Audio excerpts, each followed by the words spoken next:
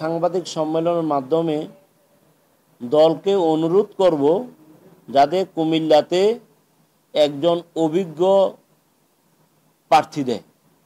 আমরা মনে করি কাউন্সিলর এখানে যারা বসছি, মোরলক চৌধুরী সাহেবের ওনার বিগত দিনের উন্নয়নকে সামনে রেখে আমরা মনে করি যেমন ওনার মতো একজন যোগ্য লোক আমাদের কুমিল্লাতে দরকার। আমরা মনে করি, আপনারা জানেন উনি 2001 সালে যখন এমপি হয়, কুমিল্লা সদর দক্ষিণ পৌরসভা ওনার নির্মিত, কুমিল্লা সদর দক্ষিণ উপজেলা ওনার নির্মিত, কুমিল্লা বিশ্ববিদ্যালয় ওনার নির্মিত।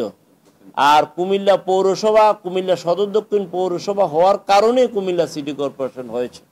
এখন আপনারা প্রশ্ন করবেন কুমিল্লা সদর দক্ষিণ পৌরসভা হওয়ার কারণে কুমিল্লা সিটি কর্পোরেশন হলো কিভাবে, এটা আমাকে প্রশ্ন করতে পারেন।